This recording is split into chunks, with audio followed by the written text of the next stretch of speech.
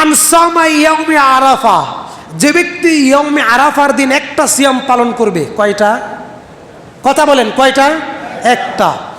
আপনি দেখেন হাদিসে কিন্তু 9 তারিখের কথা উল্লেখ নাই, ইয়াউমে আরাফার কথা উল্লেখ আছে। ভালো করে বুঝেন, 9 জিলহজ এই কথাটা উল্লেখ নেই, ইয়াউমে আরাফার কথা উল্লেখ রয়েছে। ইয়াউমে আরাফা মানে কি? যেদিন হাজিগণ আরাফার ময়দানে উপস্থিত থাকে। কথা বুঝাইতে পারলাম?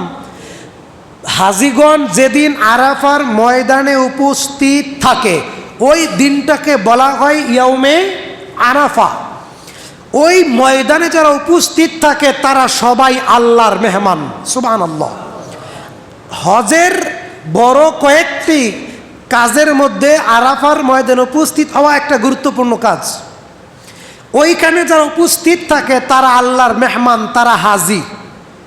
তারা ব্যতীত পৃথিবীর সকল মুসলমান যে যেই দেশে থাকুক না কেন সেই দিনই সিয়াম পালন করবে।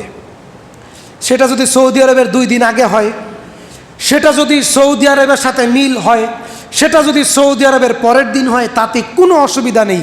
কিন্তু কথা হলো যেদিন হাজিগণ আরাফার ময়দানে উপস্থিত থাকবে সারা পৃথিবীর মানুষ সেই দিনই সিয়াম পালন করবে। কথা বুঝাতে পারলাম? আইয়ুকাফিরু সানাতাল্লাতি ক্বাবলাহু ওয়াস সানাতাল্লাতি বা'দাহ, যদি ইয়াউমে আরাফার একটা সিয়াম কেউ পালন করে 1 বছরের ভবিষ্যৎ, 1 বছরের অতীতের সমস্ত গুনাহ আল্লাহ ক্ষমা করে দিবেন। কয়টা সিয়াম? একটা সিয়াম পালন করলে 2 বছরের গুনাহ আল্লাহ রাব্বুল আলামিন কি করবেন? ক্ষমা করে দিবেন। আপনাকে সিয়াম পালন করতে হবে সেই দিন যেই দিন হাজিগণ আরাফার ময়দানে উপস্থিত থাকে। আরাফার সিয়ামের সাথে চাঁদের কোনো সম্পর্ক নেই, দিন তারিখের কোনো সম্পর্ক নেই। তবে আপনি যদি পরের দিন সিয়াম পালন করেন তাতে কোনো অসুবিধা নেই।